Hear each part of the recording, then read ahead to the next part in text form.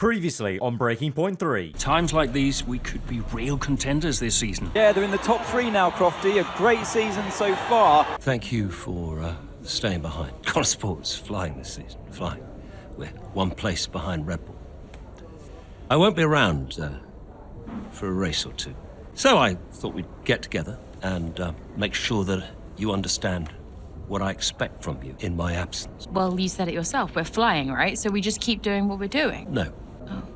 Look, if we're to catch Red Bull, take Sport to the next level, each of you is going to have to step it up. Devon, you need to take charge more. You're a butler, a man of action. You need to start acting like one. Callie, in my absence, follow Devon's lead. No arguments.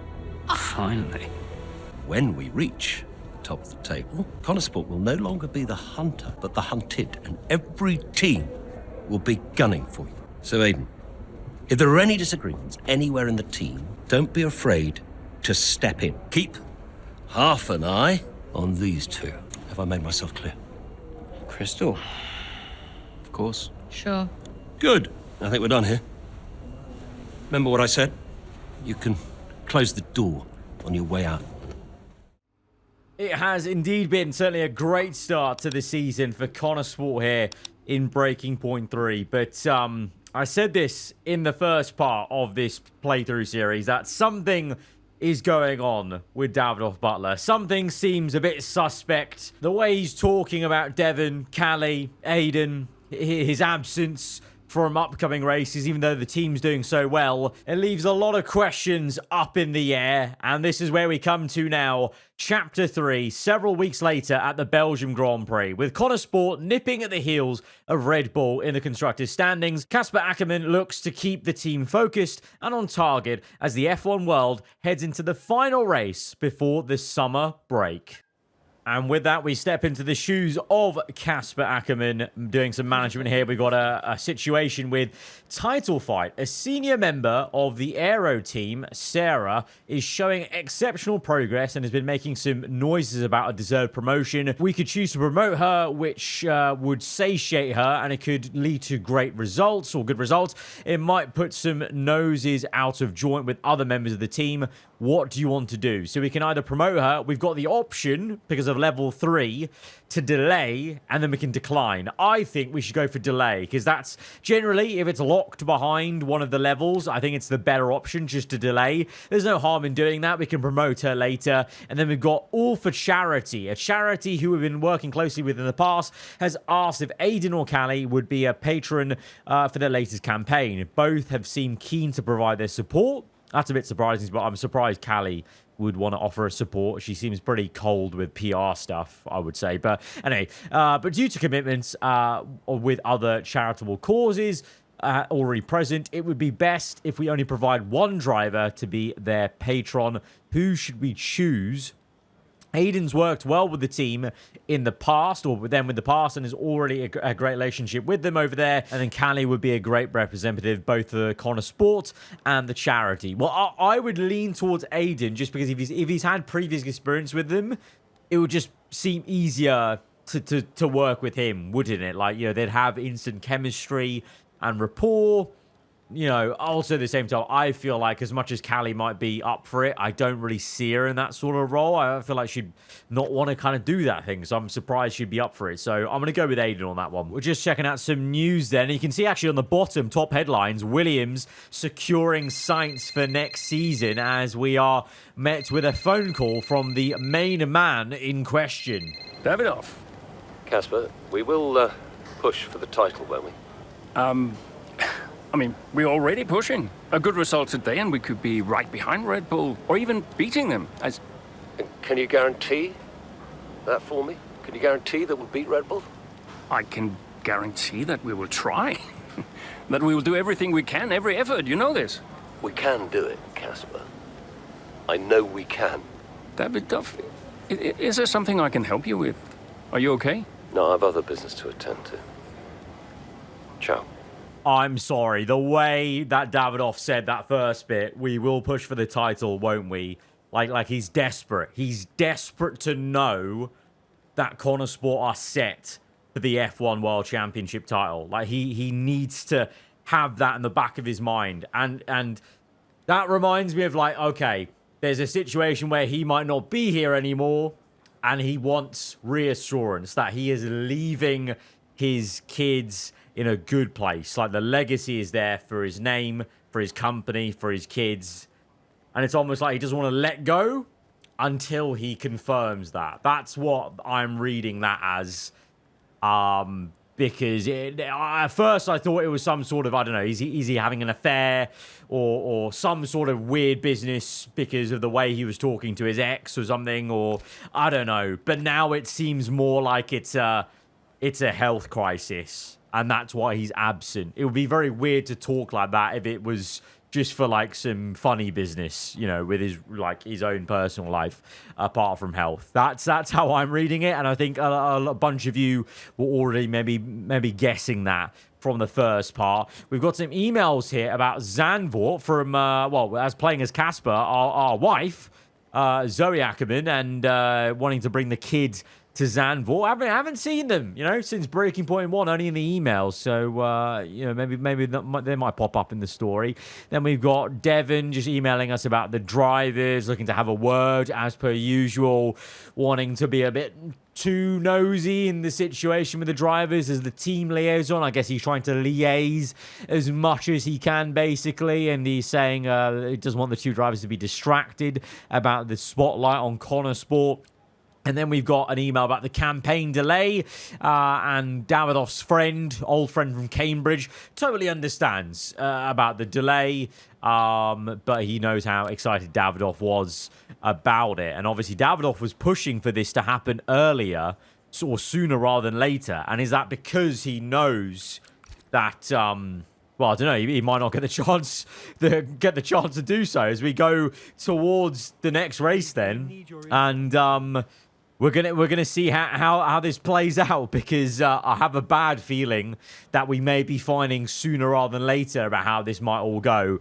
Pressure from the top in a slightly out of character move. Davidoff has been talking with some selected members of the press, of course he has, ahead of the race, saying quite bullish about how they'll do in Spa. Great detail about the fastest lap, would be dominant in the later stages. It looks like it may be a new motivational tactic, but now we need to focus on what we say and what we're going for. So this will be actually affecting the bonus objective. So do we say, yeah, we can go for the fastest lap, or do we go for the strong finish? So which part of Davidoff's statement do we go with? I'm going to go for the strong finish, because again, Davidoff wouldn't be speaking like this unless something was about to come up. It's all adding up as we go to mid-race for the Belgian Grand Prix here in Chapter 3. An average performance in Saturday's qualifying has meant that Callie Mayer has a lot of work to do to continue her string of impressive results for Connor Sport. A solid opening stint has set her up well, but a sudden technical issue presents another challenge.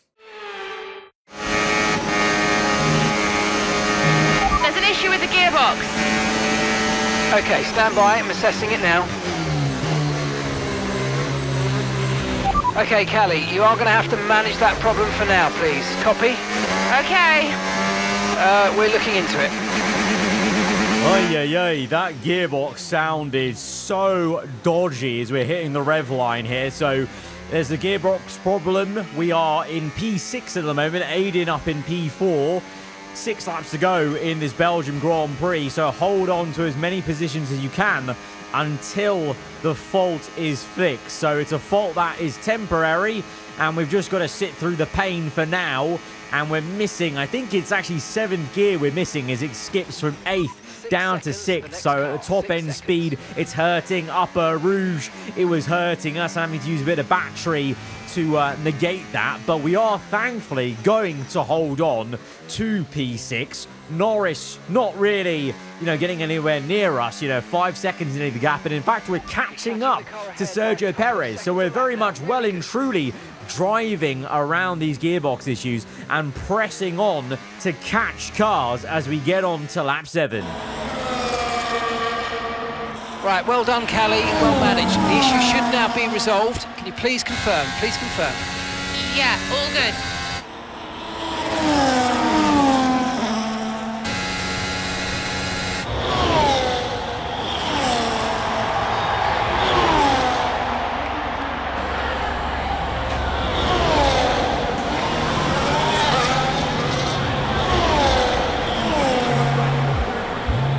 She found the space and Maya got the overtake done. Looks like those gearbox issues are truly behind her now, and surely she'll have her sights set on that podium. And what a fantastic move it was. She's been super impressive out there today.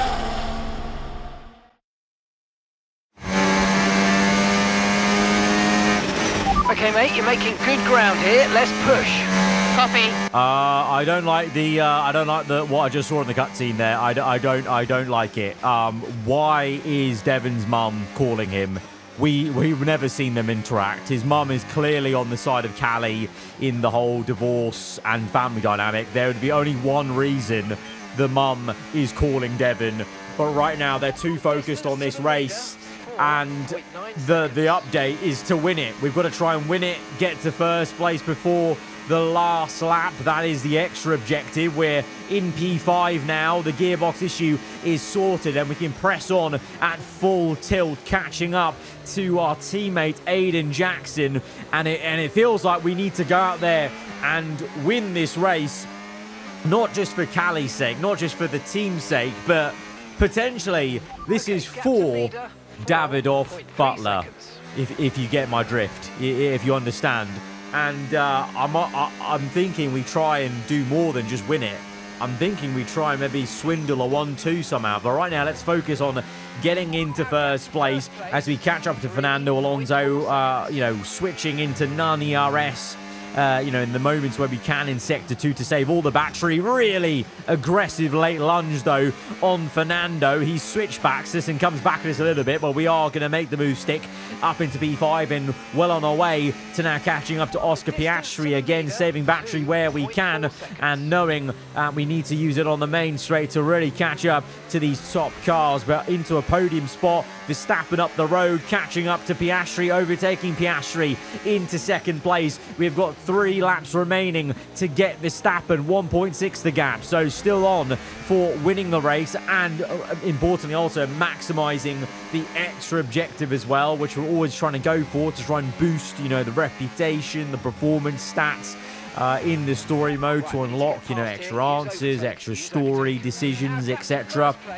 So now we only Verstappen.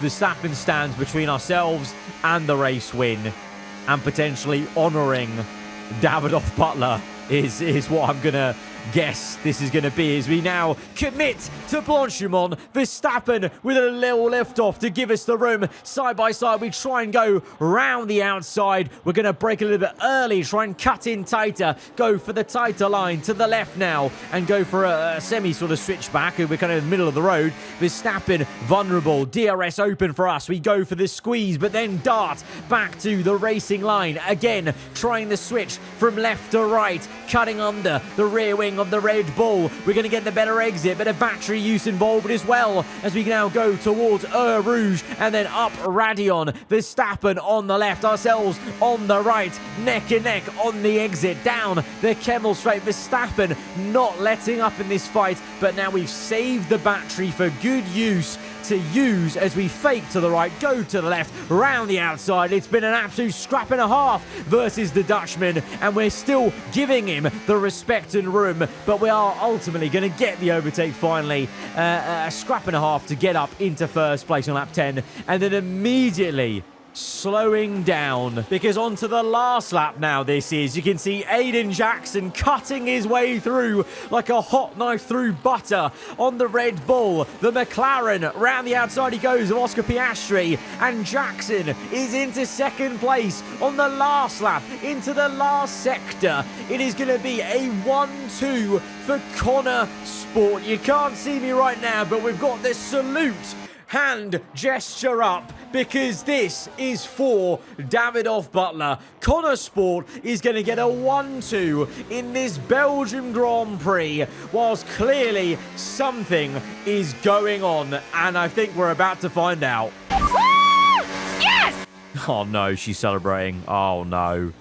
Oh no, Callie. Some race from Callie Mayer today, and those points will see Connor Sport take the top spot in the constructors' standings. And for the first time in the team's short history. Question is, how will Red Bull now respond? Well, I'm sure they won't take this lying down, but for now, it's Connor Sport who are the best team of this 2024 season. Post-race of the Belgian Grand Prix, a historic moment. Connosport are top of the constructors' standings after a stunning performance in Spa from Callie Mayer. On top of the world and wanting to share the moment with her family, she searches the paddock for her brother, Devon. Hey, nice one. Hey. Thank you.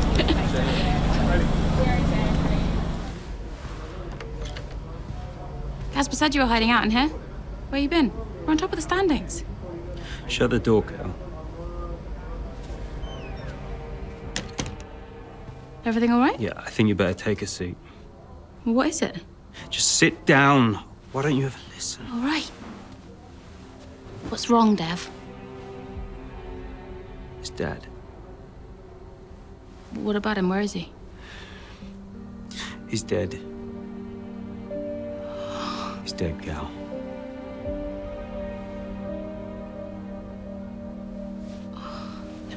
Come here.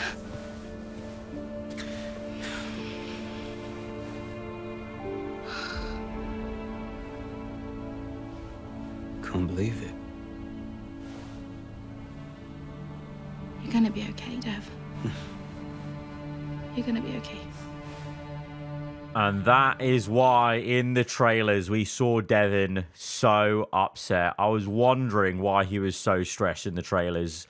And now we know. And now we know why Davidoff was asking, you know, will Connosport be on for the title? Because he wanted to know, like I said, the legacy was set.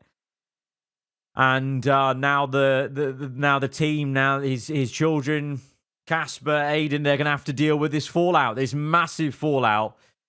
And, well, we're going to leave it there for today and find out how the dust settles from Davidoff Butler's passing next time out. Goodbye.